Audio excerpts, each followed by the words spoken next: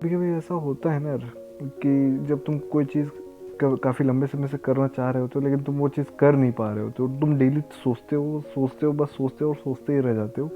उस टाइम पे तुम्हें मेंटर की ज़रूरत पड़ती है। मेंटर वो जो तुम्हें बार बार पुश करता है आगे बढ़ने के लिए। I think spoken is a best mentor I have ever seen, because कभी कभी ऐसा टाइमिंग आती थी, अभी 3 महीने होने को है, जब जब मैंने अपनी क्लासेस कंटिन्यू, इस ड्यूरेशन में मैं अपनी क्लासेस कंटिन्यू नहीं कर पाया था, फिर भी थिंक स्पोकन मुझे बार बार मोटिवेट करता रहा। कोई दिक्कत नहीं, हाँ अभी गैप हो गया, कोई दिक्कत नहीं, तुम अभी कंटिन्यू करो।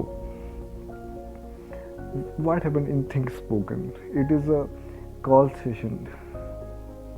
इसमें कॉल सेशन होता है, उसमें क्या होता है, ग्रुप डिस्कशन होता है। सर खुद भी हमको असिस्ट करते हैं, सर खुद समझाते हैं।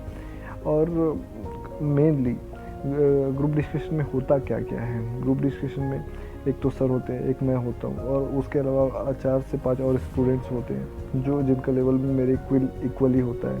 मे भी कभी कभी अच्छे भी होते हैं वो बोलने में। टॉपिक्स क्या क्या होते हैं, टॉपिक्स करंट अफेयर्स हो सकता है, कई बार हाइपोथेटिकल केस में भी फंसा देते हैं सर। जैसे कि कोई, जैसे कि तुमको कोई होटल में जाना है और तुम्हें अगर कोई रूम बुक करना है तो तुम किस तरीके से कन्वर्सेशन करोगे उस टाइम पर।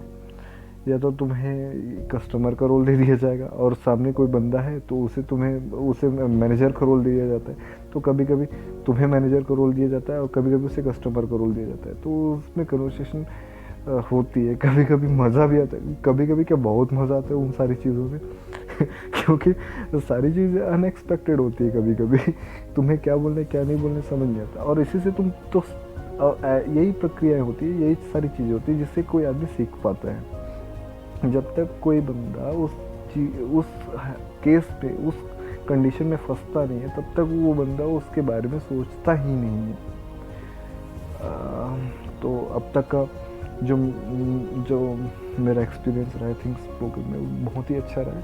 और मैं हाईली रिकमेंड करता हूँ जो न्यू कमर्स है, ऑल्सो जो अभी सिविल सर्विस की प्रिपरेशन कर रहे होंगे, क्योंकि इसमें हम डेली करंट अफेयर्स से रिलेटेड टॉपिक्स का डिस्कशन करते हैं, जिससे उनकी जो डेली का जो जीके रिलेटेड सारे टॉपिक्स होते हैं वो ऑलमोस्ट कवर हो ही जाते हैं उसमें। ऑल्सो द कॉन्फिडेंट, जो किसी भी बंदे में सबसे ज़्यादा इम्पोर्टेंट होता है, वो होता है उसका कॉन्फिडेंट, सेल्फ स्टीम, जो तभी आता है जब वो बोलने की हिम्मत रख पाता है दूसरों के सामने। ऐसा नहीं कि बस सुनता रहे, उसे भी कुछ बोलना आना चाहिए। सो गो फॉर थिंक स्पोकन।